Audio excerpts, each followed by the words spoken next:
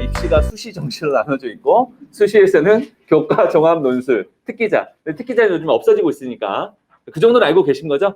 네, 알겠습니다. 감사합니다. 그래서 일단 수시 전형을 지원을 설계를 하려면 우리 아이의 정시 가능권을 좀 타진을 먼저 해봐야 됩니다. 그래서 올해 같은 경우도 정시가 많이 늘었죠. 아무튼 우리 아이의 성적대로 정시로 어느 대학, 어느 정도 과를 지금 지원해 볼 수 있을까를 먼저 첫 번째로 타진을 해봐야 되고, 두 번째는 내신 등급을 기준으로 학생부 종합전형 가능성을 타진을 해봐야 되는데, 얘는 올해 좀 이슈가 있죠. 일단 학생부 종합전형 인원수로만 놓고 보면 작년 대비 한 6,500명쯤 줍니다. 대신 그 준 인원이 어디로 가죠? 교과와 정시로 넘어가게 됩니다. 논술 전형은 인원 변동은 거의 없고요. 이제 서울 전체 이제 전국 단위로 봤을 때 이제 그 정도 숫자가 변화가 좀 있는 거고, 이제 저희가 관심 있는 서울 지역에 있는 중상위권 대학 기준으로 놓고 봐도 학생부 종합 전형이 대략 한 평균 7% 정도 인원이 줄어들고, 그 다음에 이제 그 줄어든 인원이 교과하고 정시로 가게 됐어요.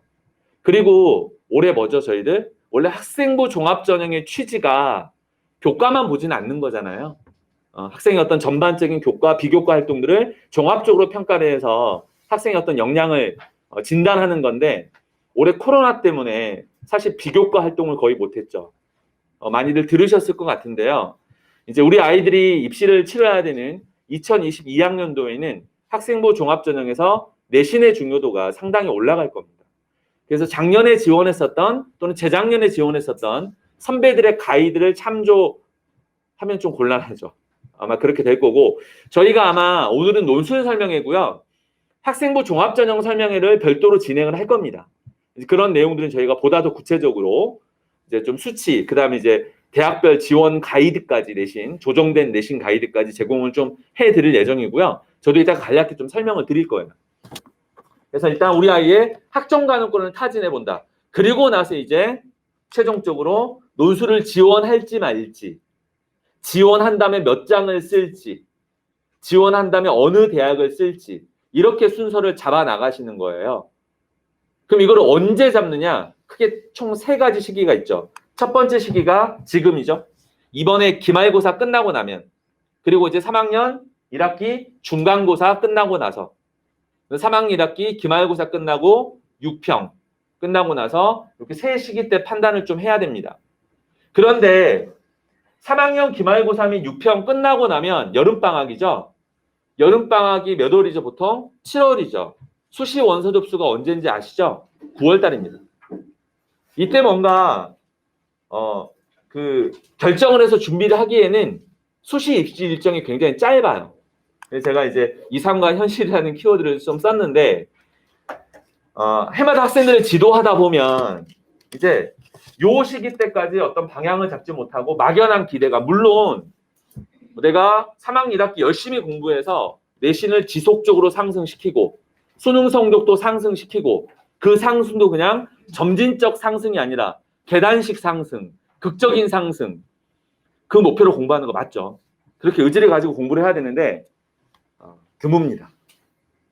사실 지금 2학년 말 시점에서 아이가 가지고 있는 물론 이제 상승하는 아이들도 있고, 제가 뭐 의욕을 꺾자고 하는 얘기가 아니라 그냥 입시 일정이 아까 말씀드렸던 것처럼 이 시기 때 뭔가 판단해가지고 결정해서 준비하기에는 기간이 되게 짧아요.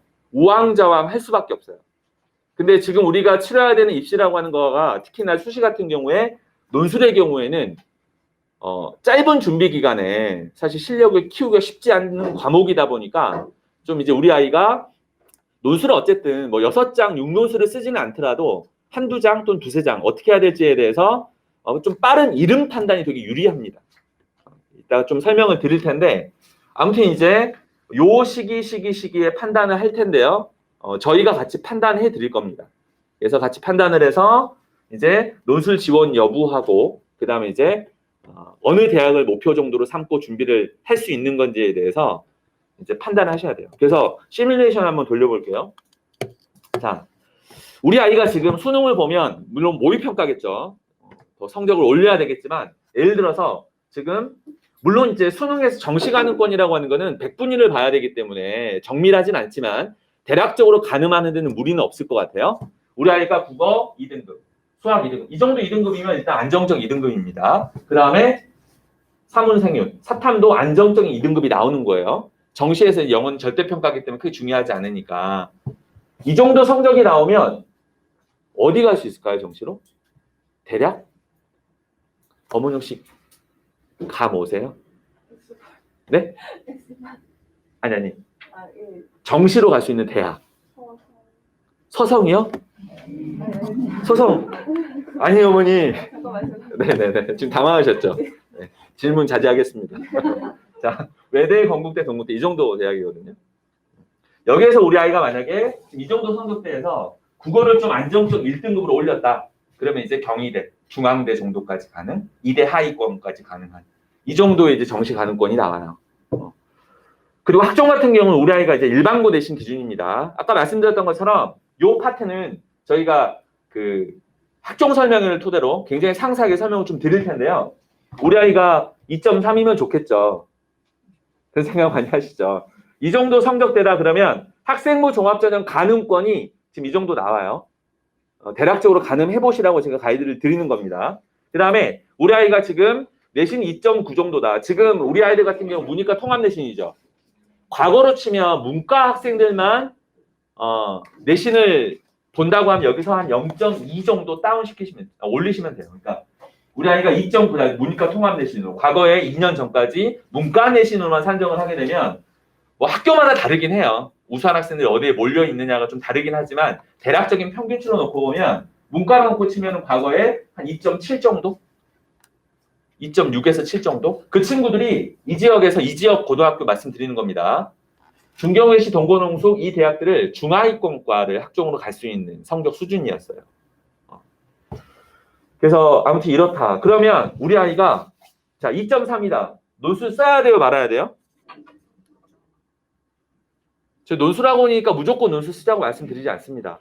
이 친구는 당연히 뭐죠? 정시하고 내신 주력해서 공부를 하는 겁니다. 정시 가능권 올리고 그 다음에 내신 주력해서 학종을 안정권으로 만드는 거예요. 지금 보면 정시로 갈 수 있는 대학보다 학종 가능권이 더 높죠. 그러니까 내신을 훨씬 더 안정적으로 받아내면서 준비를 하되 이 친구가 지금 연대까지는 못 가요. 따라서 연대 논술을 선택적으로 공부할 수 있습니다. 우리 아이가 만약에 2점 후반대다. 그럼 뭐죠? 지금 정시 가능권하고 학종 가능권이 지금 비슷하죠.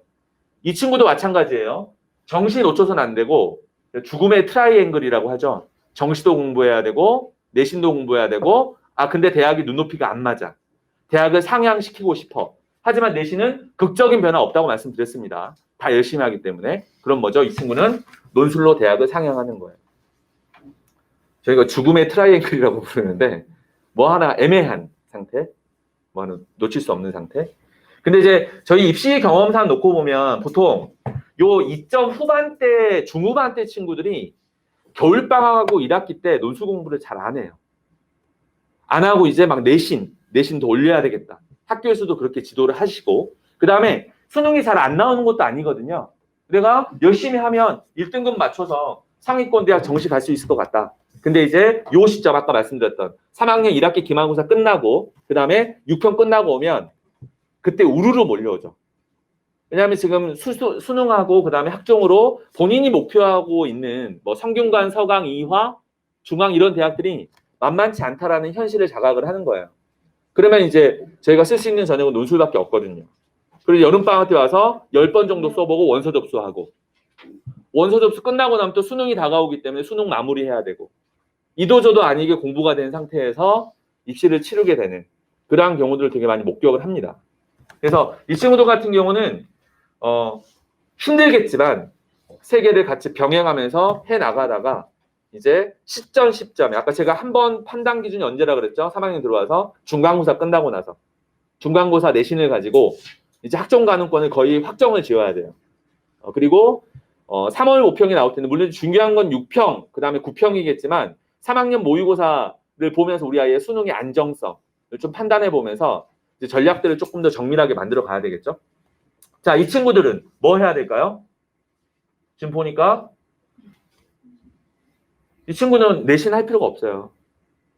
내신을 해서 여기까지 끌어올리기도 쉽지 않지만 끌어올린다 하더라도 내가 지금 정시로 갈 수 있는 가능성이지. 근데 정시는 아시겠지만 단 조그마한 실수가 대학 레벨이 엄청 떨어져요.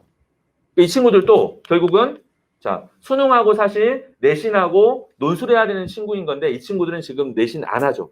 3학년 들어오는 순간 유지만 하겠다. 왜냐하면 본인이 학종으로 갈 수 있는 대학이 이 대학분들인데 이 대학 성이 안 차거든요. 내가 그냥 수능을 더 열심히 투자해서 수능 공부해서 대학을 더 상향시키고 그 다음 논술로 내가 상위권 대학을 노려보겠다 라고 해서 학생들이 많이 합니다. 그 다음에 이제 내신 3점 중반대 안타깝지만 학종으로 쓸 수 있는 대학은 인서울권에는 거의 없다고 보시면 되고요. 이 친구들은 수능과 논술을 주력하는 친구들 제가 혹시 이 내신 때 어머님 상처받지 않으셨죠? 제가 빼려고 뺀 게 아니라 두 개 묶어서 그냥 상처받으시면 안 돼요. 제가 오늘 빠뜨렸네요. 왜냐면 저희 학원에도 제일 많은 학생들이 3점대 학생들이니까요. 이 친구들 같은 경우 이제 수능하고 논술을 같이 주력해서 준비하면 되는 친구들이고요. 이따가 선생님들께서 아마 보여주시겠지만 이제 서울 지역에 있는 중상위권 대학들의 논술 전형 합격자 평균 내신이 3점 초에서 4점 중반대가 제일 많이 분포도가 높아요. 그 친구들이 이제 준비를 꾸준히 해서 논술로 대학을 가는 친구들인 거죠. 한 케이스 하나만 더 볼게요. 아까 그 친구보다는 약간 수능이 좀 안 나오는 것 같습니다. 근데 국어는 그래도 2등급이 좀 안정적으로 나오고요. 수학은 높은 3등급이 나오는 것 같고 그 다음에 생윤하고 윤사도 2, 3등급 왔다 갔다 하는 것 같아요. 정시로 어디 갈 수 있을까요? 가늠 잘 안 오시죠? 물론 100분위를 봐야 되겠지만 이 대학분이 이렇게 나옵니다. 지금 약간 충격을 받으시는 분인 것 같은데 근데 정시로 갈 수 있는 대학군이 대략적으로 이 정도 라인이다라고 생각하시면 됩니다. 근데 이거는 약간 이제 사실 내신 2.3 친구들이 이렇게 나오진 않죠. 보통 이건 좀 지방권 친구들이 내신은 좋은데 수능이 안 나오는 케이스가 많을 거고 이 지역 학생들은 사실 2.3이 이렇게 나오진 않죠. 그래서 보통은 이제 2점 후반대, 3점대, 4점대 친구들이 수능이 좀 불안한 친구들이 이렇게 나오는 편일 텐데 아무튼 이제 그래도 저희가 가이드를 잡아본다면 이 친구는 고대 일반을 못 써요. 내신을 쓸 수 있는 내신이지만 수능 최저가 안 되기 때문에. 그래서 이 친구는 어쨌든 정시 가는 공보다는 좀 내신형 인재죠. 그래서 내신에 주력하는 겁니다. 학종에 주력하는 거예요.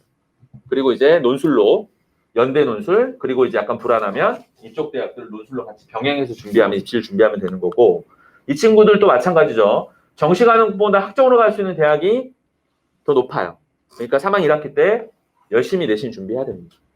내신 준비하고 그 다음에 논술로 이 대학을 포함하고 이 대학을 상향해서 대학 레벨을 높이는 전략을 써서 준비를 해야 될 것이고요. 그 다음에 여기는 상처 안 받으셨죠? 제가 아까 똑같아서 빠뜨린 거고요. 이 친구들 같은 경우도 지금 보면 3점 초반대 내신인데 정시 가능권하고 지금 학종 가능권이 비슷비슷하게 나오죠. 비슷비슷하게 나오는데 지금 이제 그때그때 판단해야 돼요. 그러니까 뭐 3월 모평을 보고 그다음에 중간고사를 본 다음에 여기에 조금 더 힘을 실을지 아니면 여기에 좀 더 힘을 실을지를 판단해 가지고 나중에 전략을 짜야 되는데 어쨌든 학교를 높이는 방법은 논술밖에 없어요. 그래서 이 친구들도 논술이 좀 주력이 돼야 되는 친구들인 것 같고요. 그다음에 지금 내신이 3점 중반대 이후로 넘어가게 되면 자 논술도 수능 최저 기준이 있기 때문에 수능 최저 기준 충족을 위해서 애쓰면서 그다음에 논술에 상당한 비중을 두고 공부해야 되는 학생들입니다. 이거는 저희가 굉장히 객관적으로 말씀을 드리는 거예요. 나중에 실제 이제 그 설명회를 다니시면서 학생부 종합전형으로 좀 어느 정도의 내신대들이 합격하는가를 보시면 아마 그때 좀 이제 더 정확하게 객관적 판단이 되실 겁니다. 저희 학원도 이제 농구술만 지도하는 학원은 아니고 이제 문과 수시를 전문으로 지도하는 학원이기 때문에 저희 학원에 축적되어 있는 데이터가 상당히 많아요. 해마다 이제 문과 수시 학생들 같은 경우는 거의 200명 넘게 저희한테 수시 컨설팅을 받고 저희가 수시 입시를 지도를 하고 있기 때문에 자, 대략 가늠이 오시죠. 그러면 이제 좀 펼쳐서 볼게요. 지금 연고대, 그다음 성서, 이화중앙, 경혜시, 건숙동 놓고 보면 어머님들이 아직 감이 없으실 거라서 이거는 100분위로 봐야 되지만 일단 감을 잡는 한 차원에서 보면 연고대를 정시로 가려면 111, 성서 111, 이화 국수탐 기준, 국수탐 중에서 2개 1등급, 하나 2등급. 그래야 이화 중앙을 안정적으로 간다는 거예요. 정시로. 자, 가늠되시죠? 자, 연고대 학종으로 가려면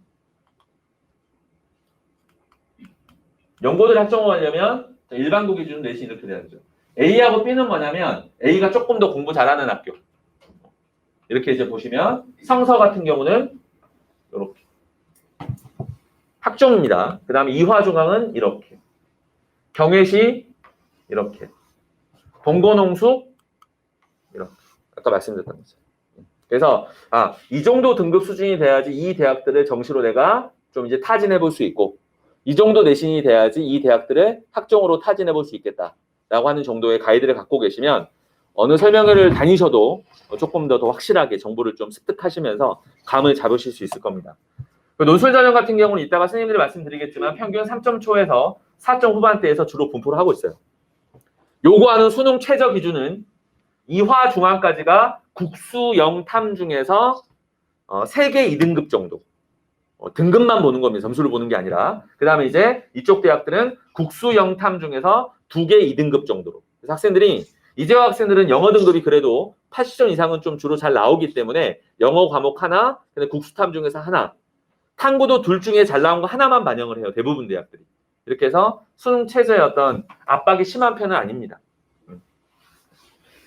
그래서 이렇게 이제 가늠을 해보면 되는데, 일단 정시를 좀 볼게요. 정시가 이제 많이 좀 늘고 있잖아요. 근데 이게 2021학년도는 아직 데이터가 안 나왔고 2020학년도 데이터를 보시면 재수생 비율이 올라가고 있는 거 보이시죠?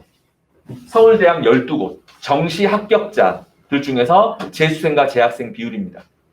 재수생들이 점점 벌어지고 있죠. 재학생들. 뭐 조금은 달라질 수는 있어요. 이제 재학생들 같은 경우도 정시 비중이 는다고 하고, 그 다음에 이제 일선 고등학교에서도 예년하고 좀 달라진 분위기가, 예전에는 좀 상위권 친구들한테 학종 위주로 지도를 했다면 정시까지 같이 준비할 것을 한 2년 전부터인가 계속 이제 좀 그렇게 분위기가 좀 바뀌어가고 있더라고요. 그래서 재학생 최상위권 친구들이 정시에서 좋은 성적을 거둘 수도 있어요. 근데 그 친구들이 그렇다고 수시를 쓰지 않느냐? 또 대부분 수시를 쓰거든요. 아무튼 이제 전체적인 추세가 이렇게 되고 있다. 보이시죠? 건국대학교 같은 경우 2020학년도면 최근이거든요. 재수생 비율이 73% 합격자예요. 그만큼 이제 뭐 당연한 얘기지만 좀 문제은행식 풀이기 때문에 지금 현재 수능 시험 자체가 다른 거 신경 쓰지 않고 한번 했던 공부를 1년 동안 집중해서 하는 재수생들이 유리할 수밖에 없는 시험이 바로 정시입니다. 정시가 늘어나고는 있지만 여전히 재수생들이 유리한 시험이라고 하는 본질은 바뀌진 않습니다. 자, 그래서 그리고 이제 6평 기준 했을 때 수능 점수, 그러니까 6평이 이제 학생들이 보통 원서 쓸 때 굉장히 중요한 가이드 중에 하나가 되거든요. 6평에서 우리 아이가 받은 점수, 실제 수능 점수, 하락자 비율이 상위권의 73%가 점수가 하락해요. 6평보다 실제 수능 시험에서. 재학생들 같은 경우에. 재학생 데이터입니다. 그 다음에 중하위권은 절반 정도가 하락합니다. 상승 비율은 상위권 학생들 같은 경우는 12.9%만 상승해요. 모평 대비 실제 수능 시험이. 중위권, 중하위권 친구들은 40% 정도가 상승을 합니다.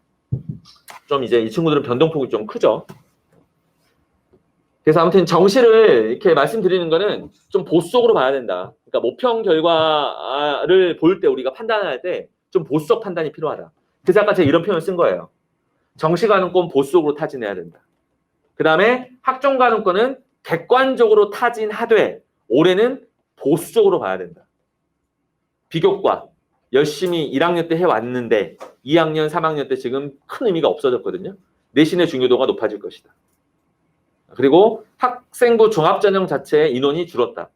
그래서 내신 경쟁이 치열해질 거고요. 그래서 유의 판단 결과를 기준으로 논술 지원 여부 판단하다고 했죠. 그럼 이제 판단되시죠. 내신 2점 후반대를 초과하면서 중경외시 동고농수 이상의 인서울 중상위권 대학을 목표로 한다면 지금부터 체계적으로 수능과 논술을 완주할 수 있어야 돼요. 그래서 이렇게 좀 말씀을 드립니다. 조금 틀은 잡히셨죠? 아마 이미 입시를 한번 해보신 학부모님들은 다 아시는 내용들이시겠지만 지금 자녀가 첫 입시인 경우에는 많이 어려우실 거예요. 복잡한 것 같고. 근데 생각보다 심플합니다. 왜냐하면 이제 수능 가능권, 그러니까 정시 가능권이나 내신별 학생부 종합전형 가능권 이런 가이드들은 이제 온갖 입시 학원들에서 쏟아낼 거거든요. 올해 입시 결과가 나온과 동시에 우리 아이 성적표 수출로 나오는 거니까 확인해서 어느 정도는 스스로 가늠해 보실 수 있으세요. 그렇게 복잡하지 않으니까 너무 겁먹지 마시고 지금 뼈대를 좀 잡아내자면 올해는 이렇게 좀 뼈대를 잡을 수 있을 것 같습니다.